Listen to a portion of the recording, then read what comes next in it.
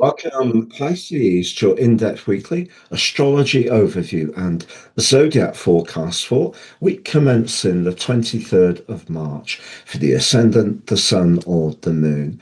I'm going to share with you the big themes of the week first, then on screen your event chart on Monday. Always provides an influential backdrop for the whole 7 days.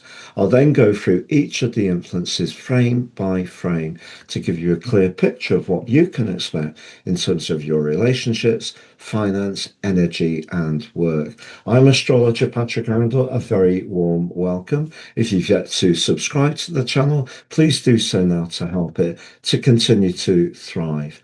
So it's a week which is going to see a conjunction between the Sun and Saturn in Aries for the first time in 28 years. Now that's pretty uncommon, but there's a link to Pluto, which is actually historically hugely rare, and it's on the same day, Wednesday.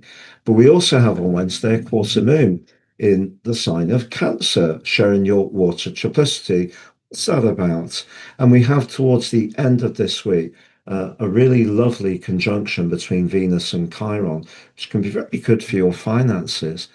So on the screen now, Pisces, is your event chart. We need to look at the energy in your own sign. Mercury is in the conjunction with the North Node, but it's no longer in the retrograde. So over the last 3 weeks, there may have been frustrations. It's not that Mercury can't work in your zodiac sign, because it can be very effective around anything creative. It's just first house energy is about initiation. Mercury can be about our communications, but also how we actually make things work in a precise way, which gives us a tangible outcome. And I just feel that at times you may have felt that you were going forwards and then standing still. It's been really quite complex, so that's good. Also, with Mars in your sign, strengthen your resolve in a fabulous link still to your traditional ruler of Jupiter. That really, although they're both in water signs, they're not in water houses. The first house about really showing that determination to go for what you want as an individual. The fifth house showcasing your talent in the most charismatic way possible with the support of Jupiter, which can be about having faith in terms of its rulership of your sign, but also about having confidence and good fortune as far as its rulership of Sagittarius. So after all the delays and frustrations, do believe that things can start to move. But of course, the Sun last week connected exactly with your modern aquatic ruler of Neptune. And in the second house, the fiery Aries, that's asking you to think much more about how you're converting ideas into something more tangible, getting the foundations down. And foundations are difficult with Neptune. Neptune can erode foundations just like it erodes through the sea. The cliffs, we see the cliffs disappearing into the sea. So Neptune can be complex, but of course it also can be a great gift in terms of sensitivity and creativity.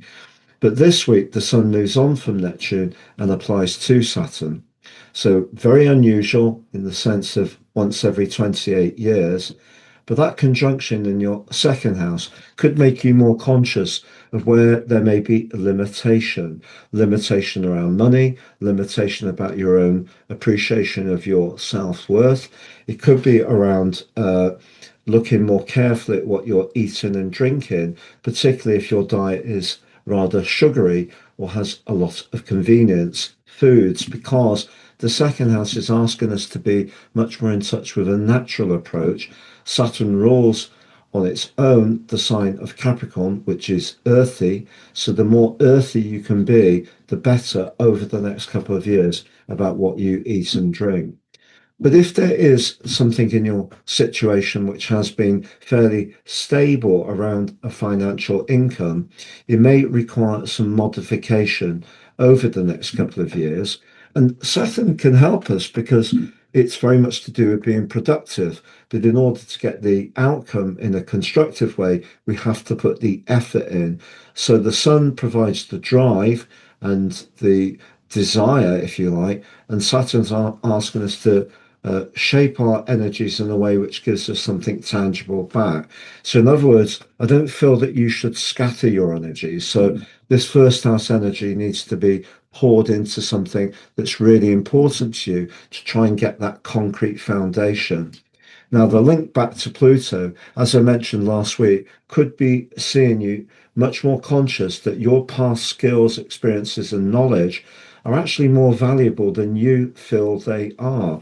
If your financial situation is not so strong at the moment, you may feel that the wound is much greater, but don't underestimate how much you know. You can be one of the shrewdest members of the zodiac, and that can inform some of the decisions you make to change your situation for the better around that financial picture.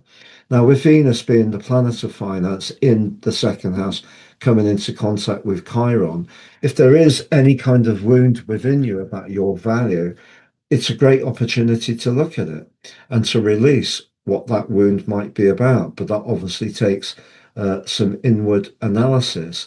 What could help you, I think, is the quarter moon this week is a very generous right angle between the moon in Cancer and the sun.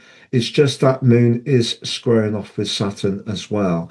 I don't think it's a great time to be too frivolous with resources, and particularly with someone you might be quite close to. So, for example, it could be an offspring who tends to think that you're the bank of mum and dad. It may be a friend. It could be that you're wanting to do a generous gesture towards someone that you're attracted to. I think essentially that quarter moon is really saying be a little bit more conservative with money. And affection, which can come from the moon and Jupiter in your fifth house, needs to stand on its own. It doesn't have to be ratified by some expensive gift or money. It needs to be valued, or you need to be valued for what your innate energy is about. So I think that's important as well. As far as work is concerned, um, if you do work in an environment which enables you to demonstrate your flair, that's lovely. If you don't, the energy of Saturn, which can be to do with authority figures, may mean that you don't feel quite as valued as you could do. And if that is the case, perhaps that's pushing you in a way to release what you're doing now and look for something different. But that link between Mars and Jupiter is about as enterprising as it can get. So if you do feel at the moment that your practical and emotional circumstances are showing up a sense of lacking, Mars and Jupiter are saying, look, you have the resources along with Pluto from your past experiences to push out of your immediate situation and change it, but you do need to take the initiative. But if you are connecting to someone romantically who is a bit tight or mean with their money, I think it's something that won't land well with you this week. You need people to be in touch with where you are, because you often are one of the most giving zodiac signs of all. It's been a pleasure being with you, Pisces. You can get your free daily horoscope fired to your device each morning by clicking on the link with beneath this video and signing up for it. Get your celestial pit stop each morning. If you would like to work with me one-to-one, please see my testimonials below. You can also watch your Pisces new moon video if you've yet to do so, the vernal equinox 3-month video. And if you'd like to order your personal horoscopes, get a clearer understanding of your journey through this life from a uniquely individual level, and there's 50% off at the moment. Please see below for more. Have a great week, all the best, and goodbye.